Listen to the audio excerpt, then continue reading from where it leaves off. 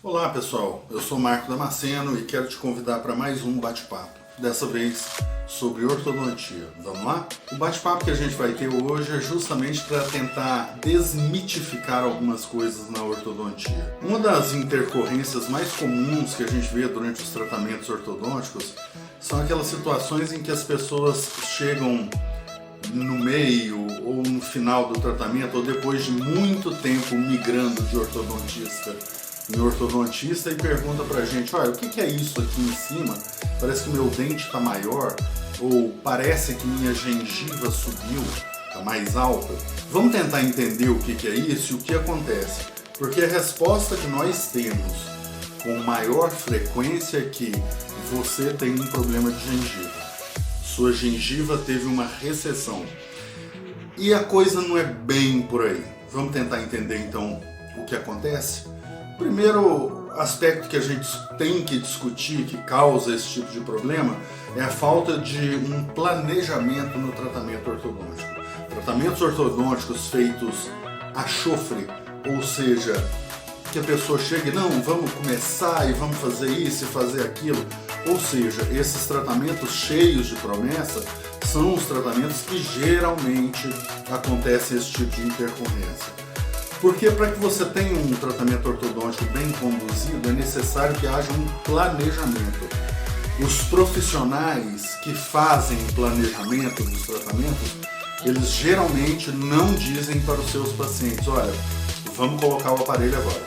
Geralmente eles pedem algum tempo para olhar a documentação ortodôntica e então decidir como vai ser conduzido aquele tratamento. Na verdade, não é só decidir como vai ser conduzido o tratamento. Tudo começa pelo diagnóstico. É necessário que o ortodontista saiba o que está acontecendo naquela boca para poder produzir uma sequência de eventos que devem ser organizados para você chegar no final. Eu sempre digo para os meus pacientes que a ortodontia é uma viagem, mas para fazer essa viagem é necessário alguns requisitos. Não adianta simplesmente você entrar num carro, porque essa viagem em que você entra num carro sem saber que carro é, qual o combustível, qual a rota, qual o tempo de viagem, sem você saber todas essas variáveis, geralmente ela é uma viagem muito desagradável. Para começar, ortodontia. Orto, correto, dontia refere-se a dentes. Dentes corretos. Porém, dentes corretos em relação a quê?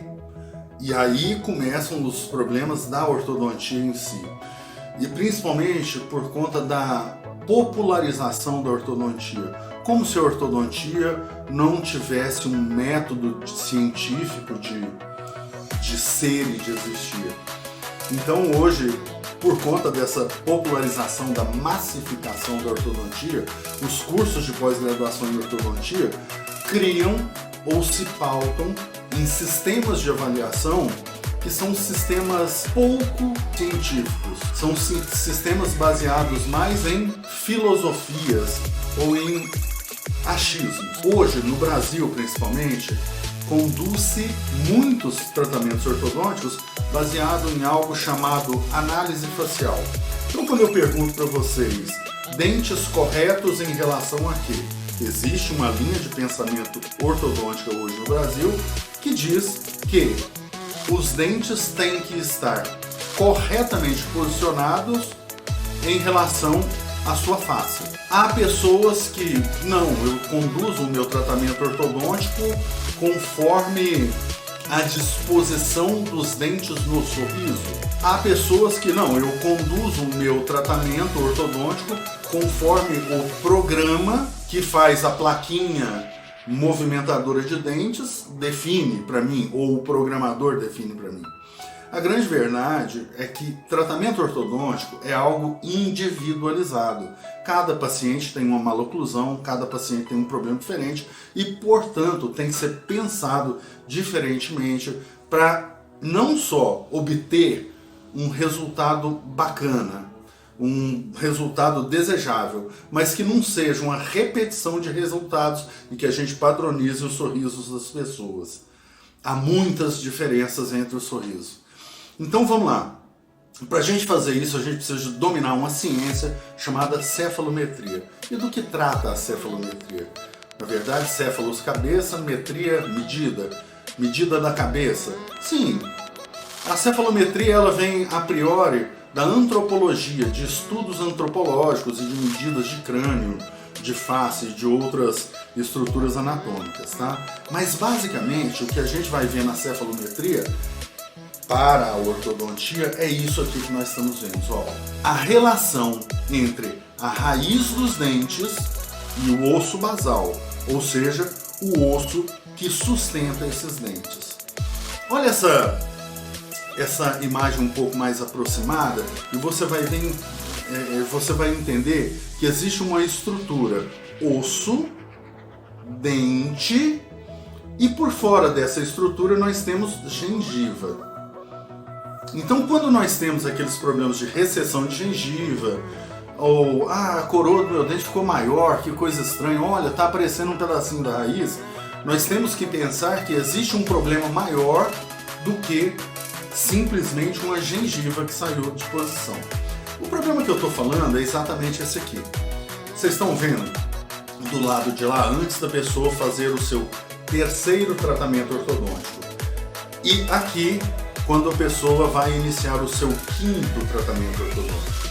Eu estou contando para vocês a história de uma paciente que começou a fazer tratamento ortodôntico aos 11 anos de idade e hoje está com 43 anos e vai reiniciar um tratamento ortodôntico, dessa vez vai ser comigo. E a primeira atitude minha foi, olha, eu preciso que você faça uma documentação ortodôntica para estudar o seu caso e para poder explicar situações como essa.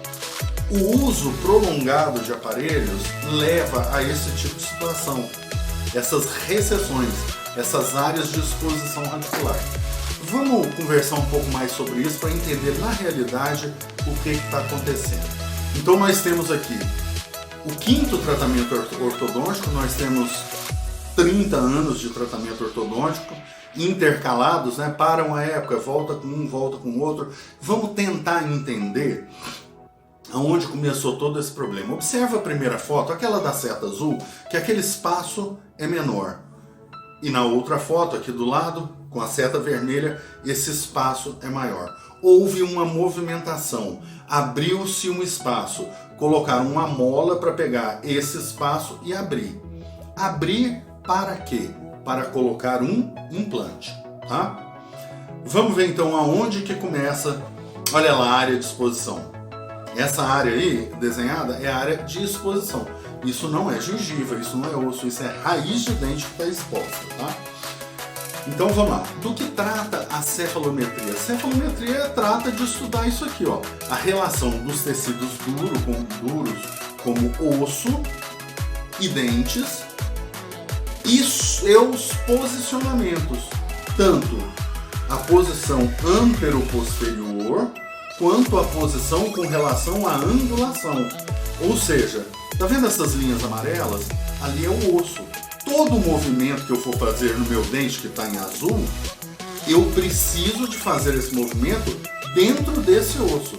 Se eu pegar esse dente e levar para fora do osso, o que acontece? O osso não vai estar aderido à superfície dentária, a gengiva é encostada no osso, se o osso sobe, a gengiva acompanha. Ah, você está com um problema de gengiva por conta do seu tratamento ortodôntico. Não, pessoal. Você está com um problema de perda óssea e geralmente costuma ser grave esse problema.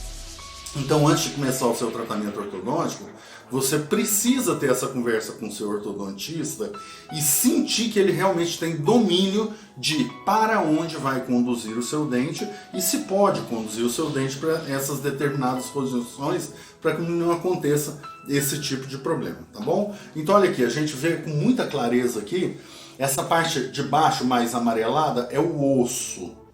Essa parte mais esbranquiçada, com a linha escura no meio, é o dente. Esse escuro é onde fica o canal do dente. Então ali a gente tem um corte lateral de uma face de um cadáver.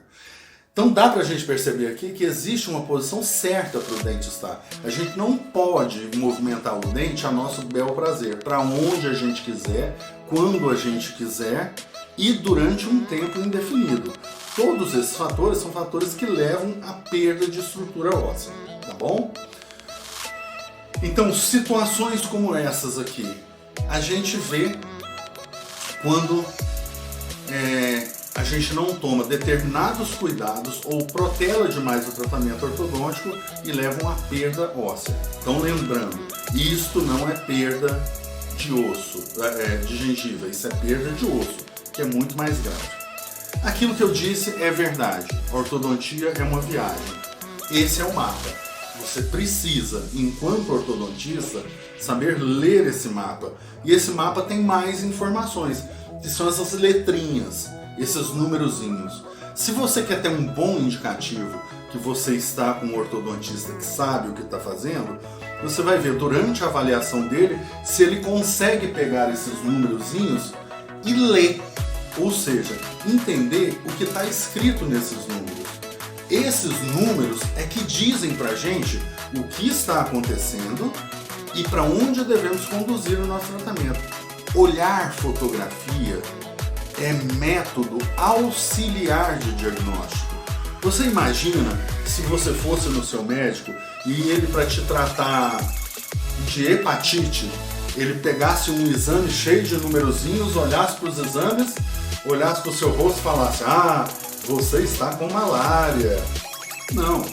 Existe um método científico para medicina, para matemática, para ortodontia, física, química, para qualquer ciência. Então é necessário saber ler. É como se fosse um livro isso aqui. Se o seu ortodontista não sabe ler esse livro, provavelmente a sua viagem vai ser muito desagradável. E esse livro é escrito por capítulos. Nós temos, por exemplo, um capítulo que fala da relação do osso de base com a base do crânio, ou seja, da relação do osso maxila, osso mandíbula com a base do crânio. Isso não fala nada sobre dente, isso fala apenas aonde estão esses ossos em relação à base do seu crânio. Olha que interessante. Então, aquele método estuda algo que não está diretamente ligado a dente.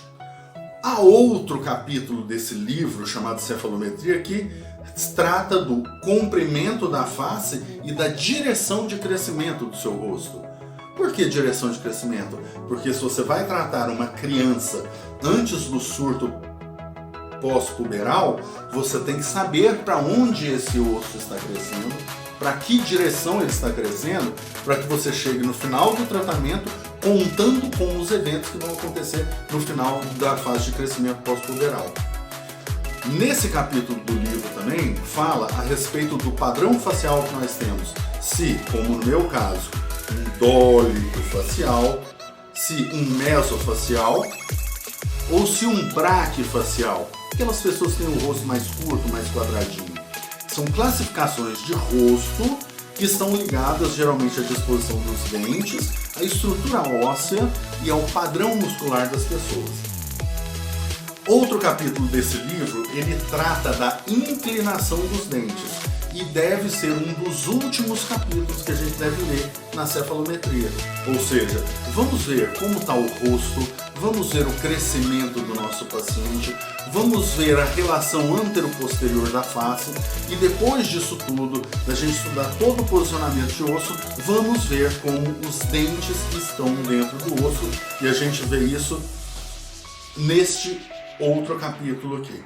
Vamos tentar mais à frente destrinchar um pouco o que quer dizer isso. Cefalometria é uma língua. Aprenda a lê-la e saiba o que está acontecendo. Então vamos lá. No caso dessa paciente que eu estava falando para vocês, vou tentar puxar aqui essa imagem e depois volto para a gente poder acompanhar junto. Olha lá, SNA, SNB, ANB. Essas três medidas são medidas importantes, entre aspas, para a gente poder analisar esse caso. Temos 83 graus, 79 graus e meio e 3,5 graus. Eu estou acochambrando, aproximando. A primeira impressão que o ortodontista tem nesse caso é que esse paciente é um paciente do tipo classe 2 esqueletal. Estes são aqueles pacientes que, por razão dos posicionamentos ósseos, têm a maxila à frente da mandíbula. Bart Simpson, beleza? Mas ele pode ser um classe 2 dentário e pode ser esquelético. Esta análise, esse capítulo, fala das diferenças esqueléticas entre essas duas masas ósseas, tá? Então, o ortodontista pega esse livro para ler, mas não sabe ler o livro todo. E ele pega um capítulo específico. Vocês estão vendo essa linha vermelha? A linha vermelha, somada com a linha azul, produz um ângulo chamado SNA. Suponhamos que a dimensão da cabeça dessa pessoa, a dimensão anteroposterior dela, seja maior do que a média. Ou seja, que a linha vermelha seja maior. E os outros pontos são inalteráveis. Aliás, o ponto A é inalterável. Ali embaixo onde está a linha azul. Se essa linha vermelha chega para frente, o ângulo que é formado entre o vermelho e o azul diminui. Então essa medida de SNA ela é variável com o comprimento da base do crânio. A mesma coisa acontece para o ponto B. Vamos supor que a pessoa tenha uma face mais comprida, mais longa, ou seja, que a linha vermelha esteja mais para o alto. Quanto mais para o alto, o ângulo que forma entre SNA, SNB ou ANB, ele mais fecha. Quanto mais baixa, ou seja, em conformidade com o padrão facial dessa pessoa, quanto mais baixa a linha vermelha, mais aberto é o ângulo.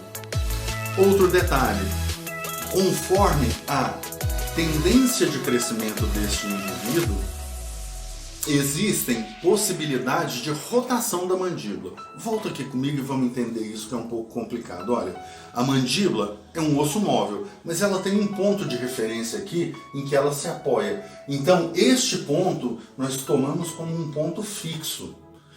E toda a estrutura da mandíbula vai crescer. Se o indivíduo for um paciente braquifacial, esse crescimento será para anterior. Se ele for um paciente dolicofacial, esse crescimento será para baixo. Quando o nosso paciente cresce para anterior, vocês observaram que ali atrás, olha, tem uma setinha que faz isso aqui? Isso quer dizer que a mandíbula cresce para frente. Olha a outra setinha curva aí na frente. Vê que ela faz esse contorno para baixo? O que acontece? Quando o paciente é um dolicofacial, o seu crescimento é para baixo e para trás. É assim. Portanto, a pessoa dolicofacial, olha aqui o ponto A e o ponto B. Se essa paciente for uma dolicofacial, ela vai crescer assim, ó, dessa forma. O ponto A vai ficar à frente do ponto B. Vai apontar na cefalometria que ela é uma classe 2. Se ela for uma classe 3, braquifacial, ela vai crescer dessa forma. O ponto A vai ficar atrás do ponto B e aquela angulação vai inverter e o ortodontista vai achar que ela é uma classe 3. Qual a verdade? Nenhuma dessas teorias é verdadeira.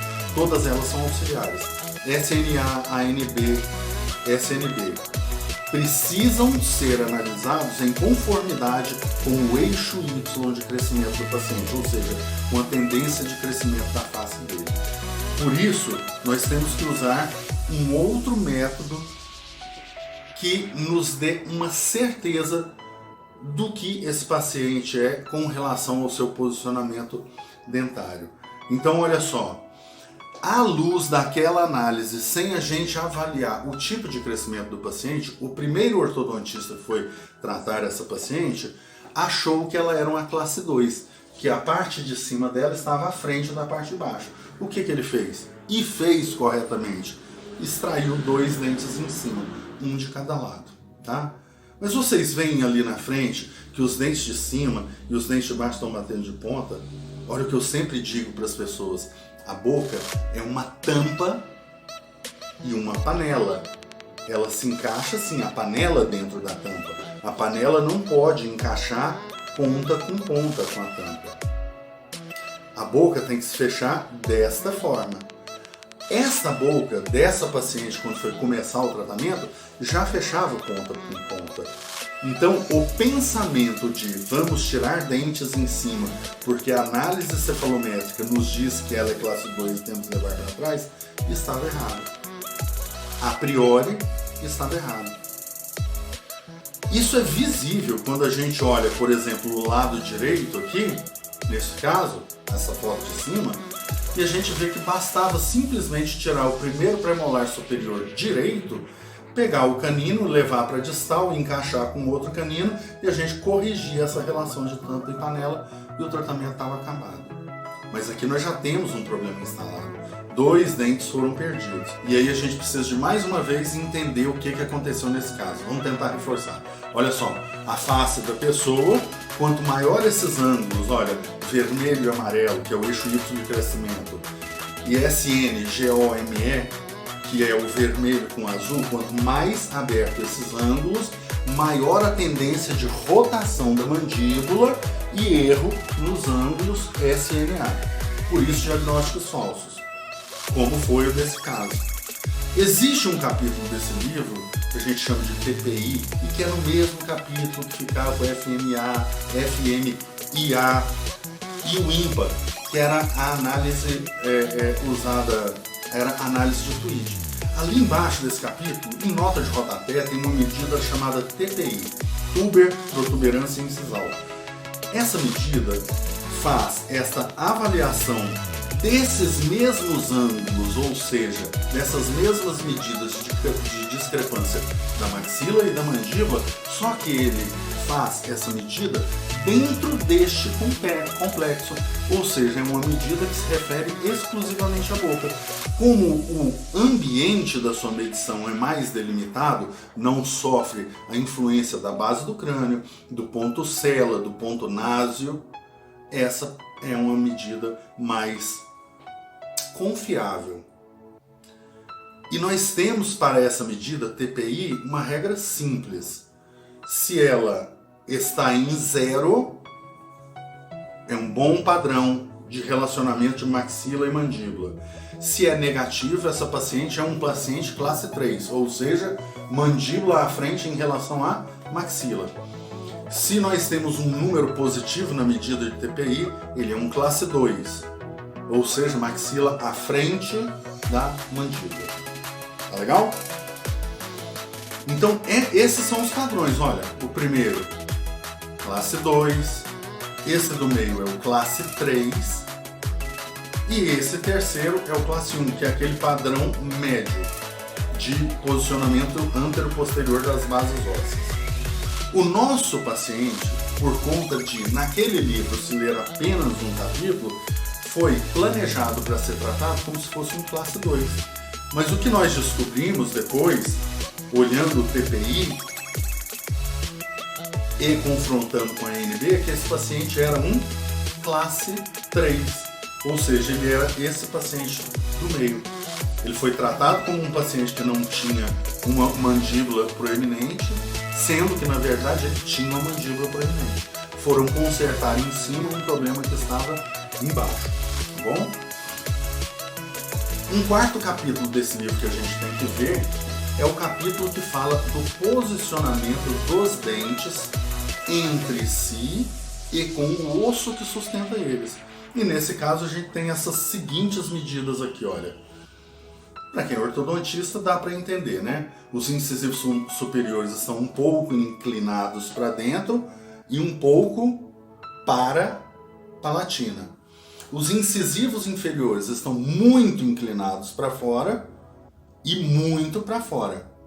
Ou seja, esta parte da análise, que é a análise que se refere à posição dos dentes, corrobora com o nosso achado anterior de que o osso inferior está à frente do superior e que, portanto, o tratamento desse dente, desse paciente, não começaria em cima, mas sim embaixo. Não era a parte de cima que tinha que ser mexida, a tampa, e sim a panela que tinha que ser reduzida para ser encaixada dentro dessa tampa. Fica fácil com esse exemplo da tampa e da panela da gente entender, né? Mas se a gente não aprende a ler essas coisas, todos esses dados, a gente não consegue fazer o nosso planejamento. Então o que acontece? Confrontamos aqui TPI e ANB e chegamos a essas conclusões. Olha, essa é a foto inicial do nosso paciente. Qual de vocês, mesmo sendo leigo, tem dúvida de que essa paciente tem muito mais volume embaixo de dentes e osso do que em cima? Nenhum de nós tem essas dúvidas, né? Então tá aí, ó. O tratamento dessa paciente há 30 anos atrás começou errado, extraindo 2 dentes em cima, tentando consertar um problema que não havia. Hoje, ela chega pra gente no nosso 5º tratamento. A primeira coisa que eu fiz, olha, eu preciso da documentação ortodôntica, eu conferi esses dados e a solução que a gente tem pro caso dela, hoje ela está montada com o aparelho dessa forma, não precisava montar o aparelho de baixo ainda, era melhor trabalhar com um aparelho segmentado, mas o lado direito colocaram a mola naquele espaço, jogaram o dente para frente. Resultado, perda óssea ali no canino, tá vendo? Este é um dente que pode ter problema de canal, é um dente que só pode ser perdido com o tempo. Por quê? Ele foi jogado para fora do osso dele. A chave de caninos do lado direito está quase correta. A gente faz pequenos desgastes ali na distal desse canino, dá uma chave de canino. Lembre-se dessa frase, chave de canino. Essas para mim são palavras-chave, aliás. Eu sempre faço nos meus planos de tratamento analisar a chave de canino. Então, do lado direito sabemos o que fazer, pouca coisa. Eu tenho que manter o que foi feito, que é a abertura daquele espaço, até porque eu não posso mais manter, não posso mais ficar movimentando esse canino que já está bastante prejudicado. A gente tem que fazer a limitação dos danos. Parte anterior, a parte esquerda. Tá vendo o que o nosso quarto ortodontista fez? Ele extraiu um dente embaixo para corrigir um dente extraído em cima que estava errado, que também não tinha necessidade, tá? Agora, como é que a gente vai fazer para fechar esse espaço? Se a gente levar esse canino inferior para trás, a gente passa o espaço para frente e tira a relação de chave de canino esquerda que está correta agora. Então vamos ter que colocar um parafuso e pegar os dentes inferiores e puxar para mesial, puxar para frente para poder tentar fechar esse espaço. A parte anterior nós vemos, olha isso aí, tem um diastema lá, um espaçozinho embaixo, não é? Olha o meio da boca de baixo e o meio da boca de cima. Supondo que o meio da boca de cima esteja certo, e está, o que a gente vê? A gente vê que o lado esquerdo da paciente, que a linha média está virada para o lado esquerdo. Eu não sei se aqui na câmera vai mostrar como lado esquerdo, porque eu estou filmando com a traseira do celular. Mas enfim, o sorriso inferior está desviado para este outro lado, que não o dessa falha. Então eu tenho que fazer um movimento no sentido contrário dele.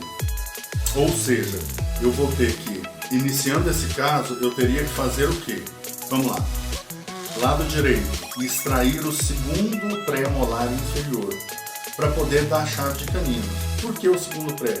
Porque a distância que eu tenho que levar para distal o canino inferior direito é pouco. Do outro lado, o que eu deveria fazer? Nada.